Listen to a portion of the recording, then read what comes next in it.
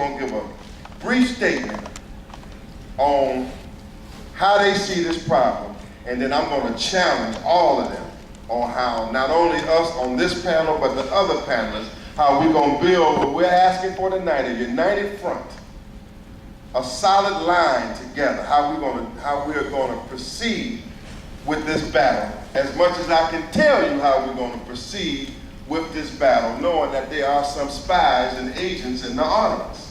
Yeah. That's all right. But there are some spies and others here, so we can't let it all out. But I'm going to let enough out there. Because we got to go forward. We got to march on. That's right. Forward. All right. Brother James Shabazz, talk to me, black man. How are we going to get out of this condition? I think that you and the other scholars and scientists who appeared before us today with an analysis of the problem did a very good job. We have all agreed that we have to do something about solving the problem. And I just want to say that as much as the few of us here at this table are working hard, as much as our representative, Dr. Shabazz, is working hard, and as much as you have agreed with your applause and your great passion, we cannot get this job done without you. And I just want to take a couple of minutes to make some suggestions of how you can start helping in this great effort today when you go home. Now, can I see a show of hands? How many people here live in apartment buildings? Live in apartment buildings, that's great. How many live in apartment buildings with over 4 units? Very good. How many people here live in single family homes? Very, very good. Well, let me briefly tell you how you can begin the process of helping us, but most importantly, helping yourself starting today. If you live in an apartment building with 4 units, or you live in an apartment building with 10 units, or 100 units, or 1,000 units, you that are here today who live in that building, no matter how many units is in there, it would be your duty and your responsibility, if you choose to accept it, to start a tenant association in that building. Now, why do you want to do that? Because you can't organize an army unless you communicate with your fellow soldiers, the people who share the same plight that you do. Now, we will be getting in contact with you later on to tell you about how to start a tenant association. But you can start the tenant association for 2 reasons. To prepare in case the landlord gets out of hand. He wants to raise the rent, or he wants to sell the building. You don't want to wait until he tells you in a letter that he's going to raise the rent or that he's going to sell the building to organize, or to go to some white lawyer to get him to help you. You can begin to organize yourself to be ready for anything that comes down. But most importantly, to fit that power and influence from the organized tenants in that building into the larger plan that we're all going to agree on at some time. Now, those of us who live in single-family homes. Now, I'm not too familiar with this part of the city, but I know that in Northwest where I live, the blocks run like this. You have maybe 75 houses on one side of the street and 75 houses on the other side of the street. That's 150 houses. That's 150 families. That's a lot of power. That's a lot of influence. That's a lot of tax money that's being collected from each house to pay for city services that we don't get. So what do? You start forming tenant associations, civic associations, or homeowners associations. Okay? And that has even greater power. And we will, in time, tell you what you can do with that power. Do you have children in school? How many people here have children in school? No children? Okay. All right. You have children in school. Now, the schools are in terrible condition. Some of the schools are brand new, but the kids ain't learning nothing. They graduate and they can't read. Or if they can read, they cannot qualify for the job market, or they don't know how to start a business. Well, you can begin to work on those problems by changing the character of the PTAs. Turn your Parent Teachers Association into radicalize them. You know, turn them into organizations that's going to make a life better and the future better for your student, but also take the power and influence of those Parents Teachers Associations and feed them into the other power centers, and we can begin to make some changes. In other words, how many people here go to church? How many people go to church? How many people live on a block that there's a church? Okay? Now, I know a lot of those churches, what they do, they have programs where you come and you listen to the show, you put your money in the box and you leave. Well, that's got to change. Okay? In those churches, we don't want to just be sitting in there listening to the word of the Lord according to that pastor or preacher. We want that pastor or preacher to become sensitive to what's going on in the city and what's going on in the neighborhood that church is in. It's got to become a force of power. It's got to become a force of influence. He has to begin to do what the warrior ministers like Martin Luther King and some of the others of that time, of that era. We don't have those kind of pastors and preachers as a rule anymore. All we got are, I don't know if pimps is too strong a word, but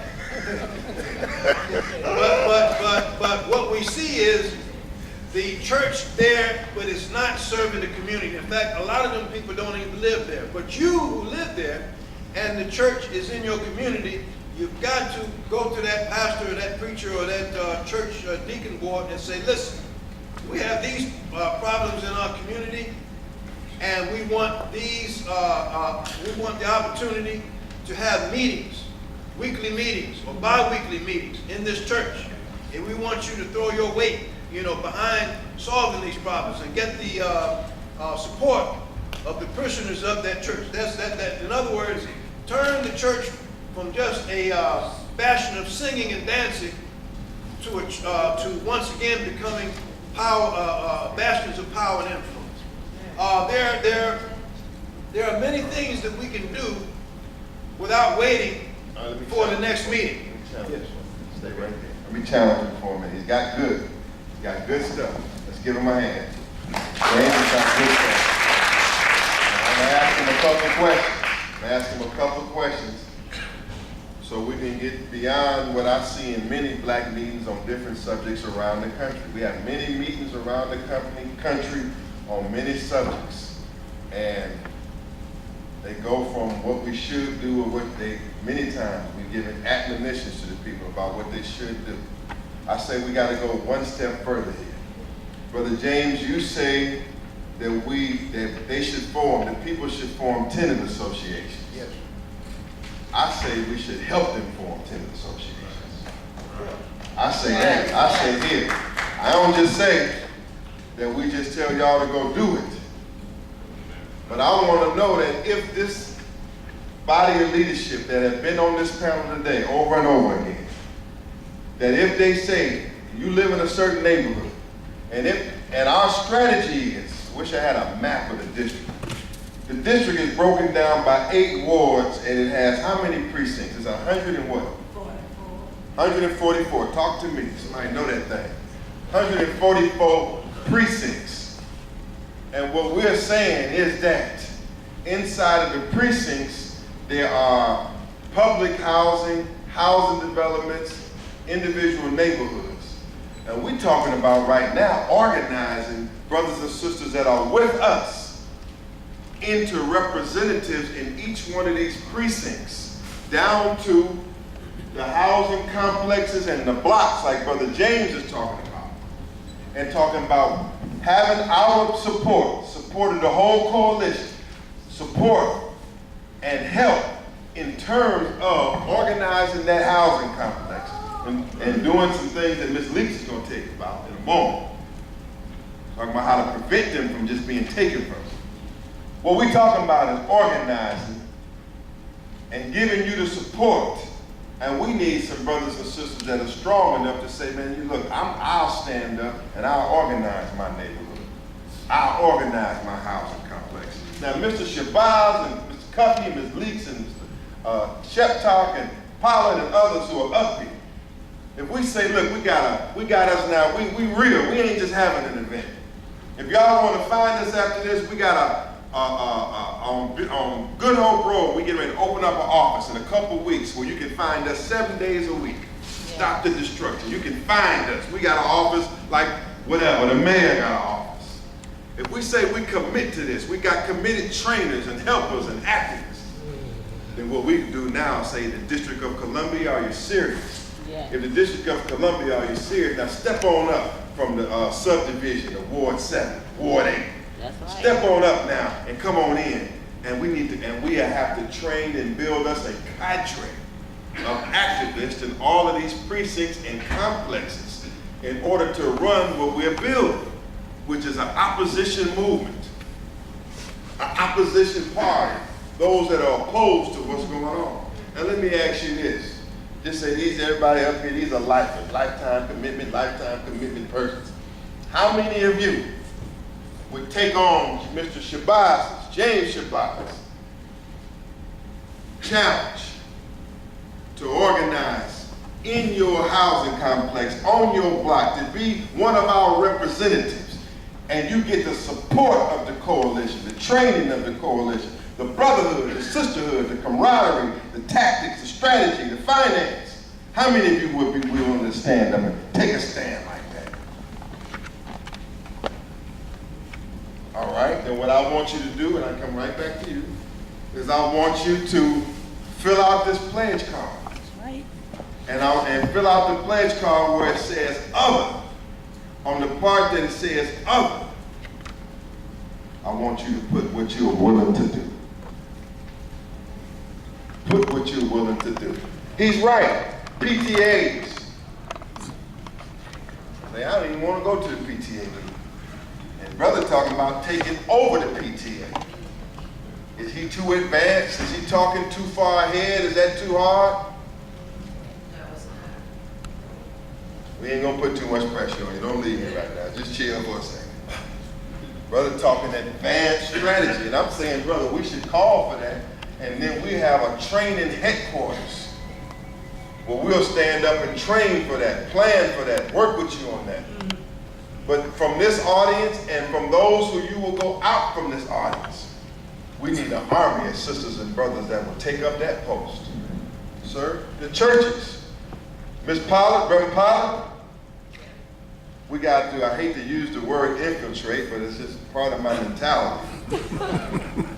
We have to infiltrate the churches.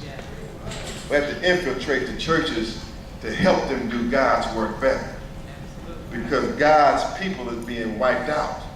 And if the church on Sunday morning is talking a foreign language, and if the schedule of the churches, meaning what's happening on Monday, Tuesday, Wednesday, Thursday, Friday, Saturday, if the schedule don't match what the needs of the church parishioners and the people that live around the church and the people that's in the church, if the schedule and the itinerary and the theology don't match the problem, then we got to infiltrate it by any means necessary. Got to infiltrate it. You might have to take off these Muslim hats and put us on some holy robes and get to shouting and get right up in there so we won't be so obvious.